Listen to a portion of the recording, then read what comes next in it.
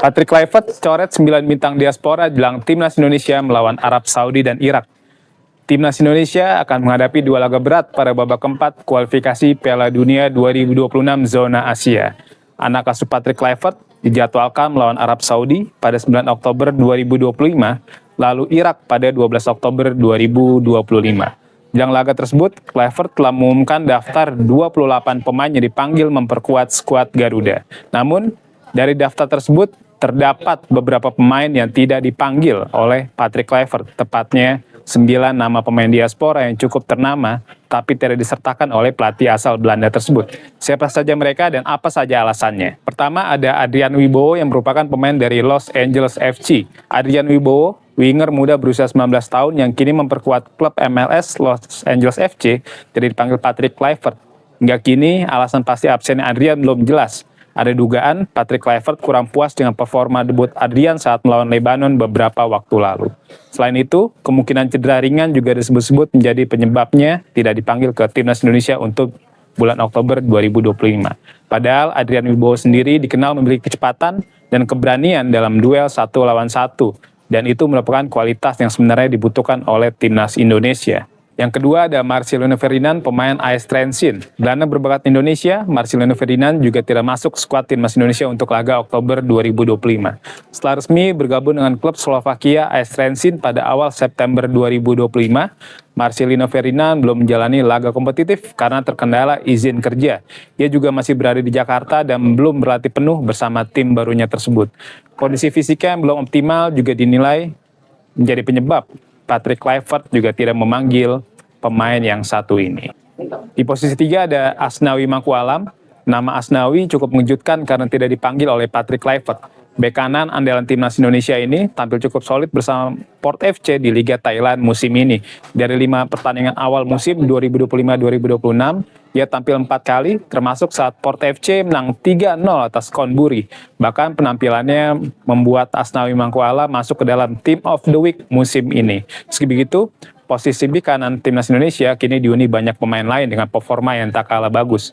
Kluivert mungkin ingin mencoba opsi lain sehingga tidak memanggil pemain yang satu ini. Di posisi 4 ada Pratama Arhan yang merupakan pemain Bangkok United. Bek kiri yang sangat populer di Indonesia, Pratama Arhan juga tidak dipanggil.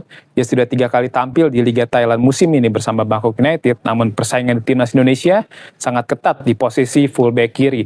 Di sana terdapat nama-nama beken seperti Calvin Verdong, Dean James, dan juga Sen Patinama. Mereka-mereka ini dianggap lebih siap dan stabil ketimbang Arhan. Situasi ini membuat Arhan, meski sudah membaik penampilan di level klub, namun harus rela absen dari daftar panggilan untuk FIFA Matchday bulan Oktober tahun 2025.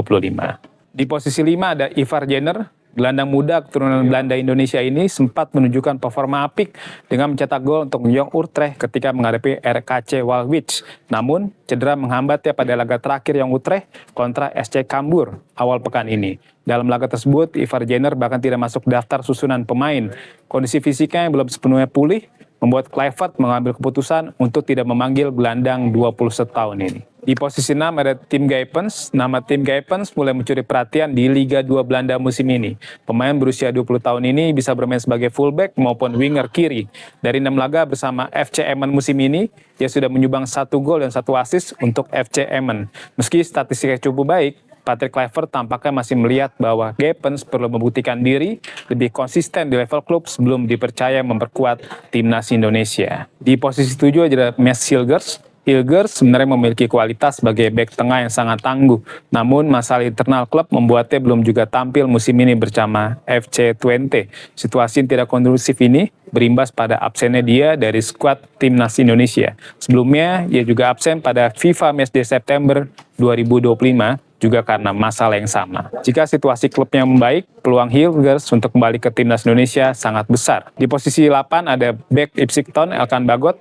Bek jangkung yang menjadi salah satu andalan Garuda sejak 2021 ini tidak lagi terlihat mengenakan jersey timnas Indonesia sejak Januari 2024. Walaupun pernah dipanggil pada Maret 2025, Elkan menolak dengan alasan ingin fokus bersama klubnya saat itu, Blackpool FC.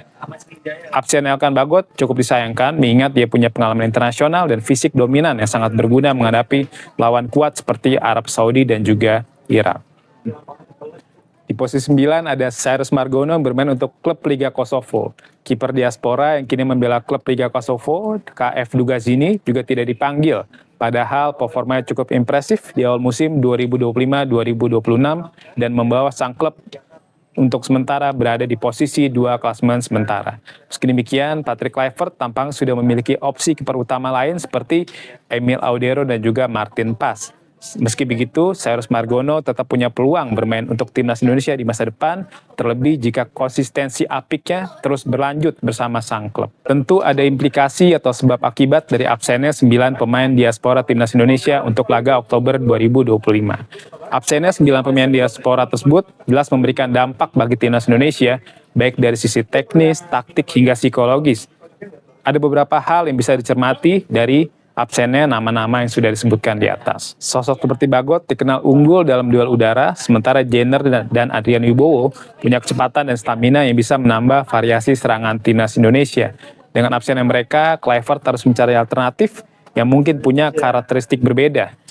Hal ini juga otomatis bisa mengurangi variasi taktik yang biasanya bisa digunakan timnas Indonesia ketika menghadapi lawan yang gaya bermain fisikal dan cepat seperti Arab Saudi maupun Irak. Kesimpulannya, absennya 9 pemain diaspora memang bisa dilihat sebagai kerugian jangka pendek bagi timnas Indonesia, terutama karena berkurangnya pengalaman internasional dan juga opsi taktik. Namun, dari sisi pembangunan tim, putusan Patrick Kluivert juga membuka peluang besar bagi pemain lokal untuk naik ke level yang lebih tinggi, yakni bermain reguler bersama timnas Indonesia. Tentunya keputusan ini akan menjadi ujian penting. Apakah fondasi baru yang dibangun Patrick Kluivert mampu menjaga daya saing timnas Indonesia di level Asia? Jika berhasil, publik Indonesia bisa menyaksikan lahirnya wajah baru timnas Indonesia dengan pemain-pemain lokal yang lebih tangguh, disiplin, dan juga lebih konsisten. Namun jika gagal, absennya nama-nama diaspora bisa menjadi kontroversi yang memicu evaluasi besar-besaran.